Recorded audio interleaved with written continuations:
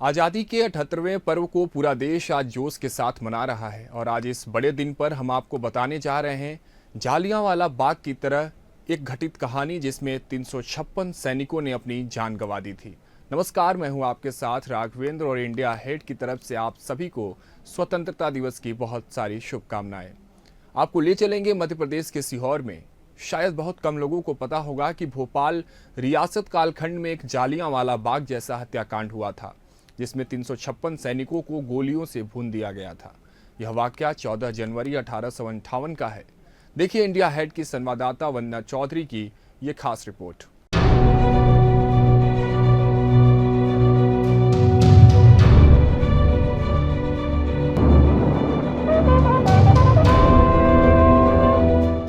बड़े चलो बहादुरों के तुम वतन की शान हो, तुम्हारी जिंदगी वतन से तुम वतन की जान हो।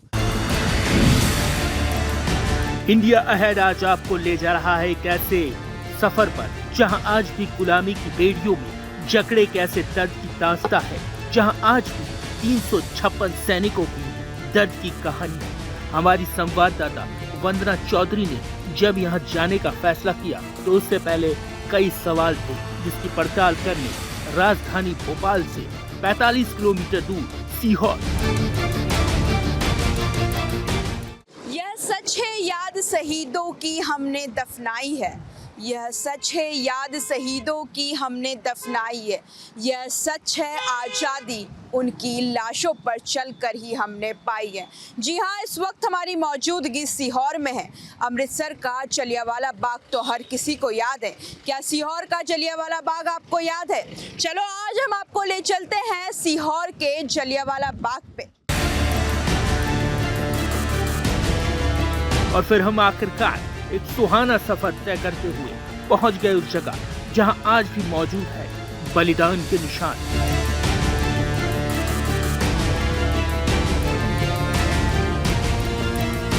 जहां हम पहुंचते हैं वहां जहां से कुछ ही दूरी पर वो जगह जहां आज भी मौजूद है, वो जगह जहां 356 सैनिकों के दर्द की दास्तां भरी पड़ी है।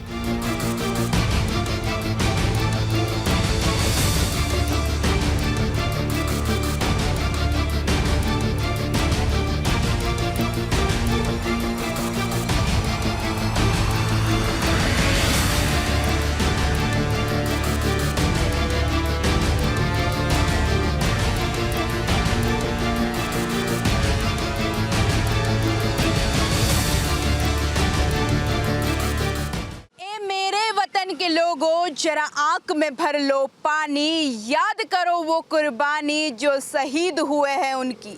हम शहीद स्थल से कुछ ही दूरी पर मौजूद है। आइए आपको ले चलते हैं शहीद स्थल। नवाब के शासन काल में सीहोर ब्रिटिश सेना की छावनी हुआ करता था। अंग्रेजी हुकूमत के खिलाफ चंदोड़ विद्रोह की चिंगारी सुलग रही थी। जनरल ह्यूरोज ने सीहोर के विद्रोह को दबाने की कमान संभाली थी। इस दौरान उसने अपने सैनिकों के जीवन तट पर चांदमारी से 356 क्रांतिकारियों को न सिर्फ गोलियों से भुनवा दिया बल्कि उनके शव पेड़ों पर टंगवा दिए। नरसंहार के 154 वर्ष बाद 2012 तक वो यहाँ कोई स्मारक नहीं था। जर्जर मिट्टी के टीले नुमा समाधियां थी। तत्कालीन राज्यसभा सांसद स्वर्गीय अनिल माधव दवे ने यहाँ पक्का स्मारक बनवाया। उसके बाद इन बलिदानियों को फिर भुला दिया गया। ये मेरे देश की माटी, हम इसके लाल हैं और मेरा हिंदुस्तान सबसे बेमिसाल है। ये वही माटी है जहाँ हमारे वीर जवानों क्रांतिकारियों ने अपना रक्त बहाया है। इतिहासकार ओमदीप के अनुसार अंग्रेज की रेजिमेंट थी। रेजिमेंट के सैनिकों का वेतन भोपाल नवाब के खजाने से दिया जाता था। 1857 में मेरठ की क्रांति से पहले सीहोर में क्रांति की चिंगारी सुलग गई थी। तब भोपाल रियासत के अंग्रेजों की सबसे वफादार बेगम सिकंदर जहां का शासन था। मई 1857 में सैनिकों ने विद्रोह कर सीहोर को आजाद कराकर यहाँ स्वतंत्र सिपाही बहादुर सरकार की स्थापना की। और अब हम जानेंगे इतिहासकार की जुबानी क्या कुछ रही थी क्रांतिकारियों की कहानी। हमारे साथ ओमदीप जी मौजूद हैं, हम इन्हीं की जुबानी जानेंगे क्या कुछ रही थी क्रांतिकारियों की कहानी। सर, हमारे चैनल इंडिया हेड में आपका बहुत बहुत स्वागत है। धन्यवाद, आपने जो हमको इस समय याद किया उसके लिए थैंक यू। क्या कुछ जो क्रांतिकारियों की जो कहानी है, क्या कुछ रही थी सीहोर के जलियांवाला बाग की?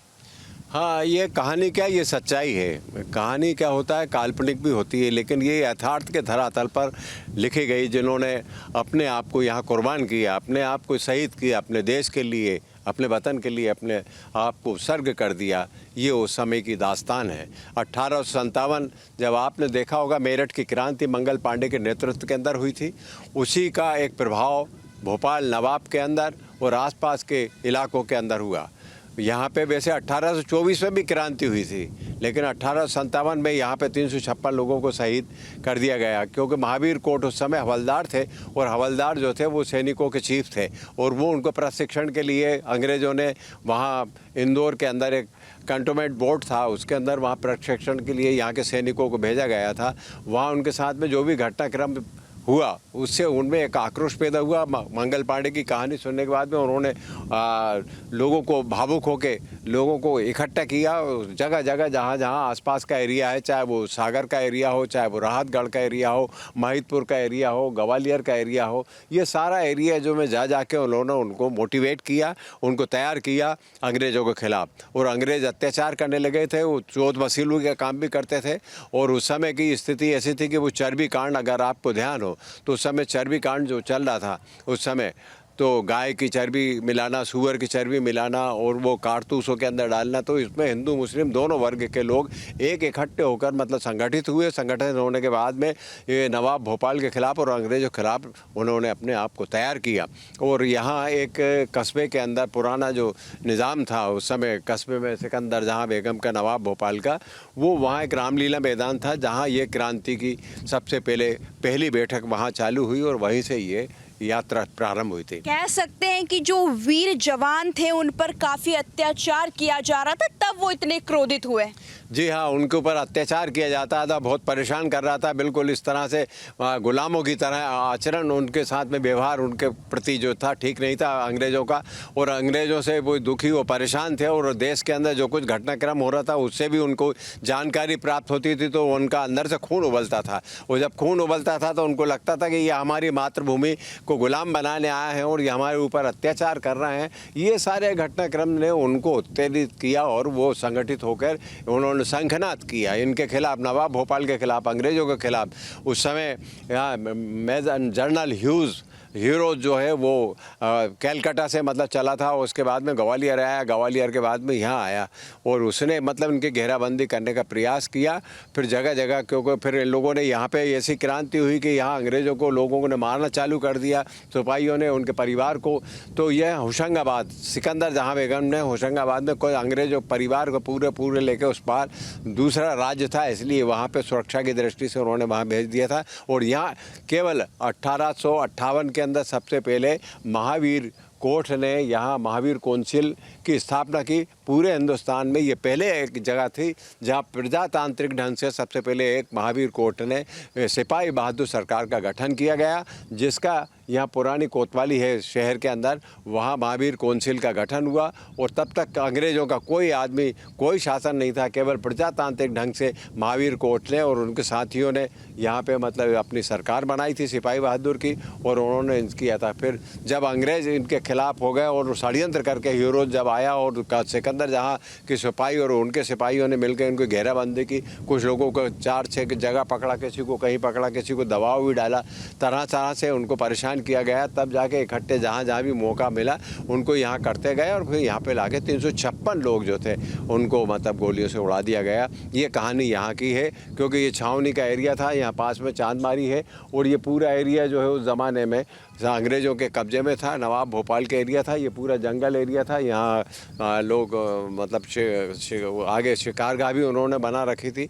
ये पूरा एरिया अच्छा, नदी के पर एक बात आती है दिमाग में कि जब अमृतसर के जलियांवाला बाग की बात की जाती है तो हर एक व्यक्ति जानता है, तो सीहोर के जलियांवाला वाली कहानी क्यों हर एक व्यक्ति नहीं जान पाता है? हाँ, उसके अंदर कारण है कि जलियांवाला बाग में इतने लोग नहीं शहीद हुए थे, इसलिए सबसे ज़्यादा बड़ा नरसंहार यहाँ जब हुआ 356 का, तब उसको ये कहा गया था कि ये उससे ज़्यादा मतलब महत्वपूर्ण है जलियांवाले बाग से, क्योंकि चंद्रशेखर आज़ाद के साथ वहाँ जो घटनाक्रम हुआ था, वहाँ कुछ लोग उनके साथी लोग थे और उनको चारों तरफ से घेर के अंग्रेज़ों ने मतलब उनको गोलियों से भून दिया गया था, लेकिन उनको चंद लोग थे। लेकिन यहाँ 356 किसे कहते हैं, 356 लोगों का एक साथ मतलब लेके आना और उनको गोलियों से उड़ा देना, उनके लीडर्स को जगह जगह जेल के अंदर बंद कर देना, वहाँ उनको प्रताड़ित करना। और कुछ लोग तो महावीर कोट जो लीडर था उसके बारे में तो ये ज्ञात ही नहीं हो सका कि उन्होंने राहतगढ़ में फांसी दी थी या सागर के अंदर फांसी दी थी, लेकिन गिरफ्तारी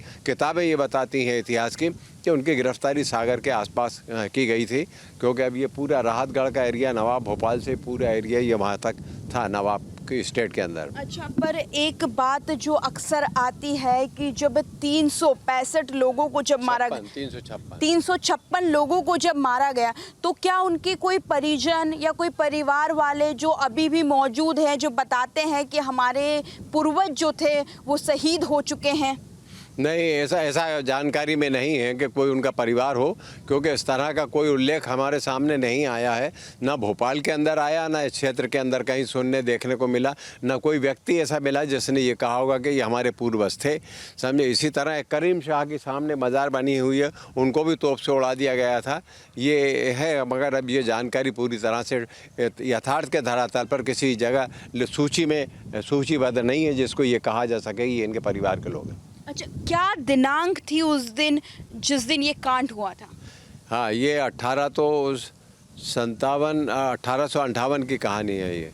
अच्छा, तो 14 जनवरी को यहाँ पर क्या उत्साह मनाया 14 जनवरी को ही ये उनके साथ में ये सब किया गया था।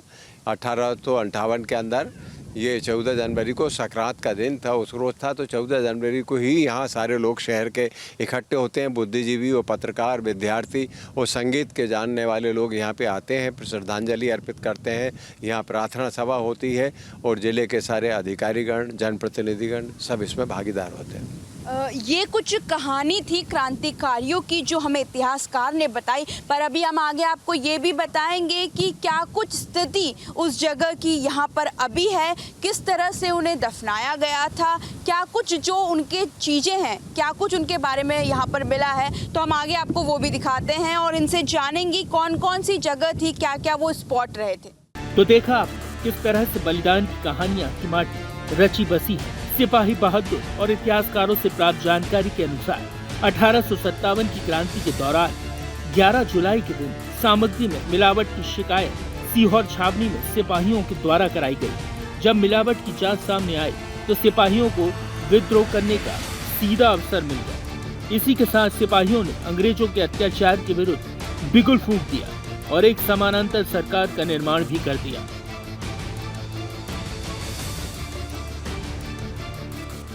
और अब हमारी मौजूदगी शहीद स्थल पर है और हम आपको दिखाते हैं कैसा ये शहीद स्थल दिखता है जहां हमारे वीर जवानों क्रांतिकारियों को दफन किया गया था। और हम जानेंगे कि ये जो जमीन है कितनी जगह पे कब्जा किया था अंग्रेजों ने। ये पूरा एरिया है, बहुत बड़ा एरिया है, ये कम से कम 200 एकड़ ज़मीन का एरिया है ये, जहाँ पूरा चांदमारी का और यहाँ उनकी फ़ौज का काम होता था इस फार्म के अंदर। ये तो फार्म नाम बाद में दिया गया, पूरा मैदान था, यहाँ इनका प्रशिक्षण भी चलता था, यहाँ इनकी कवायद भी होती थी और यहाँ सारी फ़ौज पड़ी हुई थी, सामने उनका राज्य था और यहाँ पे मैदान पड़ा हुआ था। यहाँ चांदमारी बनाई हुई है, यहाँ निशाना लोग सीखते थे और यहाँ उनका कब्जा था। अच्छा, तो वो कौन सी जगह है जहाँ उन्हें दफनाया गया था? ये ही वही जगह है, यहाँ पे दफनाया गया था। ये जो देख रहे हैं आप, ये इस जगह पे हुआ था। ये इस तरह की स्थिति। ये वही जगह है जहाँ हमारे क्रांतिकारियों को दफन किया गया था। जी जी, यहाँ है ये पूरा एरिया दफने से। ये पर्टिकुलर एक दरगाह ही बनी नहीं है, बल्कि इस पूरी धरती के अंदर जहाँ रक्त रंजित स्थितियाँ रही हैं, ये पूरे क्षेत्र के अंदर उनको दफना दिया गया था। कब्र बना दी गई थी, उनको जला, कुछ लोगों ने जला भी दिया था, लेकिन अधिकांश क्योंकि नवाब भोपाल ने उसमें लोगों को कब्र खोदी और उसमें दफन कर दिया गया था। यही वो जगह है जहाँ पे इस तरह की घटनाक्रम हुई, और ये इतिहास का एक ऐसा पन्ना है जिसको कभी झुटलाया नहीं जा सकता। और ये स्मारक आप ये देख रहे हैं सामने, हाँ। और ये जो पेड़ है, ये पेड़ कब से है और क्या कुछ इसकी हिस्ट्री रही? हाँ, अब इसके ये पेड़ क्या है, ये पुनः इसका पूर्ण जीवन हुआ है। ये क्योंकि बीच में से हट गया था, फिर आया, फिर ये बड़ा इस तरह से, मतलब ये है कुछ लोगों ने इसको अपने स्वार्थ के लिए काट भी लिया था इस तरह का, क्योंकि अब यहाँ ज़मीन पे लोगों ने कब्जे किए थे आसपास, तो वो उनकी इच्छा ये थी कि हम खेती यहाँ पे करें, इसलिए, क्योंकि स्मारक से उनको कोई लेना देना नहीं था। और बाकी जो जागरूक लोग थे उनको ज़रूर यहाँ इतिहास के बारे में जानकारी थी, तो उन लोगों ने मिल के यहाँ पे ये कार्यक्रम किया। वही पेड़ है जहाँ हमारे क्रांतिकारियों ने संघर्ष किया है, जहाँ उनका रक्त बहा है। बिल्कुल, रक्त बहा, ये वही स्थान है, ये वही वृक्ष है। यहाँ पे इसी के नीचे ये पूरे आसपास का जो एरिया है, यहाँ दफन किया गया था। ये इस बात का प्रतीक है।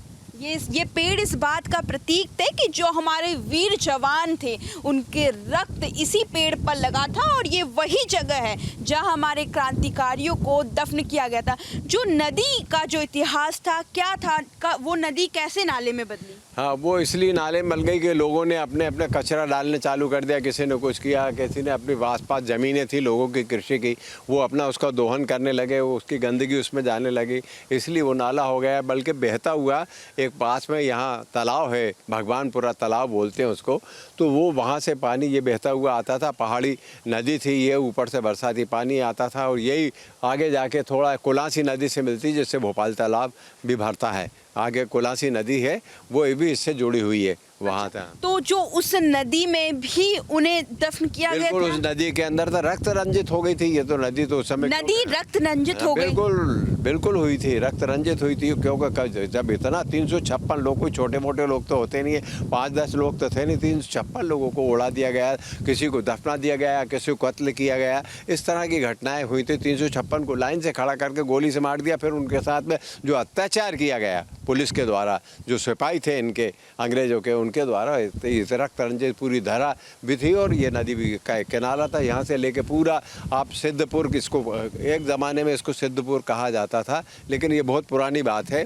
उस समय कालिदास के ऊपर भी लिखा जाता था। ये बहुत इतिहास की बहुत महत्वपूर्ण जगह है। इसको जो इतिहासकार सही ईमानदारी से अगर इस शहर के बारे में जानेंगे तो ये शहीदों का ही ये सबसे पहले, मेरे ख्याल से पूरे देश के अंदर सबसे पहले इतिहास का पन्ना यहीं लिखा जाना चाहिए। इतिहास का जो सबसे पहला पन्ना है वो सीहोर के जलियांवाला बाग से ही लिखा जाना चाहिए।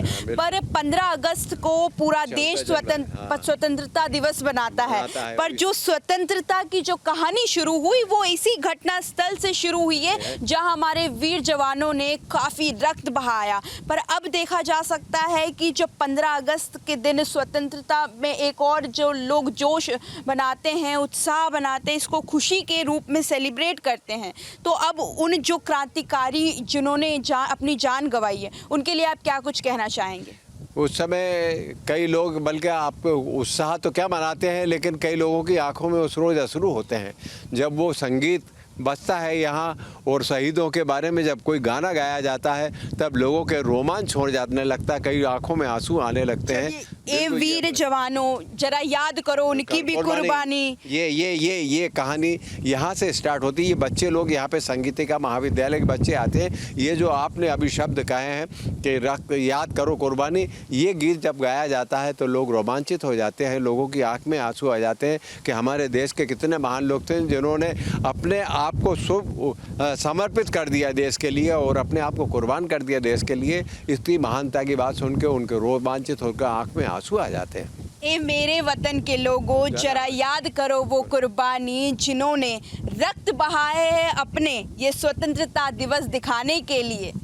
कह सकते हैं ये चीज, कह सकते हैं ना ये बात कि बिल्कुल, उन्होंने क्यों नहीं कितना रक्त बहाया है जो आज हमें नहीं, स्वतंत्रता क्यों दिवस नहीं? देखने को मिला हम है। कहते हैं कि क्यों नहीं कहा जाएगा, ये तो अपने आप मन से भी निकलता है ना, ये भाव से निकलता है। बड़े चलो बहादुरों के तुम वतन की शान हो, तुम्हारी जिंदगी वतन से तुम वतन की जान हो, इस तरह की स्थितियां हैं। और भी क्या क्या चीजें हैं हम आपको वो भी दिखाते हैं हाँ, ये कि अभी इस तो इधर अगर हम चलते हैं तो यहाँ पर जो ये बनाया गया है यहाँ पर भी अगर देखा जा सकता है तो काफी मोटिवेशनल कोड लिखे गए हैं। शहीदों की चिताओं पर लगेंगे हर बरस मेले, मरने वालों का बस यही बाकी निशान होगा। ये पर्यटन विभाग के द्वारा सबसे पहले यहाँ एक स्मारक बनाया गया, क्योंकि ये पुराने था तो माधव दवे जी उस समय पर्यटन के चेयरमैन थे, उन्होंने यहाँ 20 लाख रुपए खर्च करके इस स्मारक को बनाया।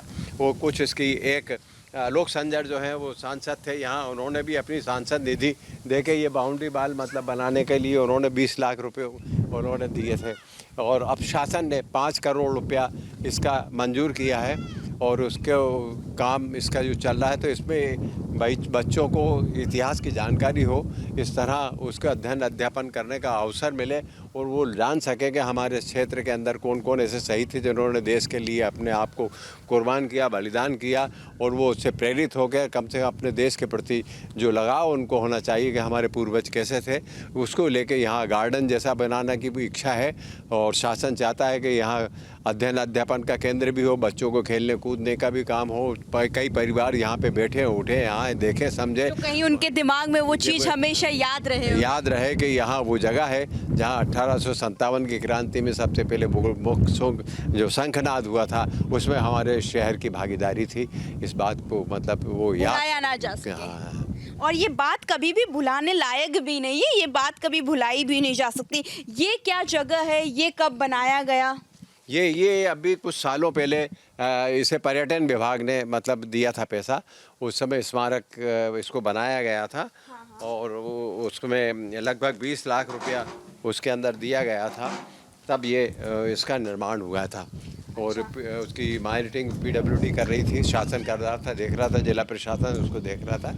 ये उस समय बन गया था। उसके बाद में ये जो स्थान है जहाँ पे ये स्थान बना हुआ है, यहाँ पे हम लोग टेंट वेंट लगाते हैं, नीचे दरी बिछा के यहाँ सब लोग आते हैं, कुर्सियाँ लगती हैं, सब लोग माताएं बहनें सभी लोग मिलके यहाँ पे आते हैं और अपने इस आयोजन में भाग लेते हैं। पर यह है कि ये स्मारक उनको याद दिलाता रहता है कि ये हम यहाँ हमारे पूर्वज थे और इन लोगों ने यहाँ देश के लिए अपने आप को कुर्बान किया था, बलिदान किया था, अंग्रेज़ों के खिलाफ और नवाब भोपाल के खिलाफ यहाँ उन्होंने अपने आप को उत्सर्ग किया था इस भारतीय धरती के लिए।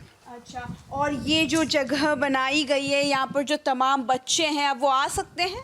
बिल्कुल आ सकते हैं, उनके लिए किसी तरह कोई पाबंदी नहीं है। हमारा तो इसमें उद्देश्य ये है कि यहाँ मूर्तियाँ स्थापित की जाएं और सिपाहियों की जो लड़ाई दिखाई गई थी वो उसके अंदर यहाँ चित्र बनाए जाएं, ताकि वो इनके अंदर स्मारक के रूप में वो उसको समझें, देखें, करें और यहाँ मूर्तियाँ स्थापित हों ताकि लोगों को मालूम पड़े कि क्या है। या बल्कि अगर आपको ध्यान हो, रायपुर के अंदर जो है, रायपुर जो बसा हुआ है, वहाँ के जितने भी शहीद और बड़े श्रेष्ठ लोग रहे हैं उनके उस गार्डन के अंदर मूर्तियाँ बनी हुई हैं, उनका इतिहास लिखा गया है, उनके जन्म और मृत्यु के दिनांक लिखे गए हैं। ऐसा ही कुछ यहाँ पे शासन चाहता है कि इस ढंग का यहाँ पे गार्डन बन जाए और लोगों को खेलने कूदने, आबो हवा के लिए घूमने के बहाने आए, लेकिन इतिहास की जानकारी हो तो उनका भी मन अपने देश के लिए, अपनी धरती के लिए एक नैतिक कर्तव्य के रूप में उनको क्या करना चाहिए उससे वो प्रेरित हो सकें।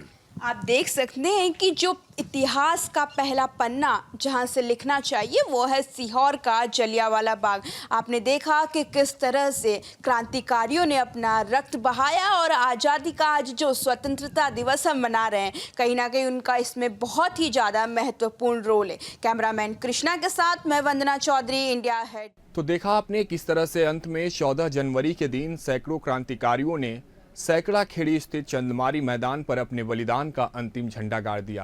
अंग्रेजों के द्वारा लगभग 356 से अधिक क्रांतिवीरों को गोलियों से भून दिया गया। इसलिए हत्याकांड को मध्य प्रदेश का जालियांवाला बाग कह सकते हैं।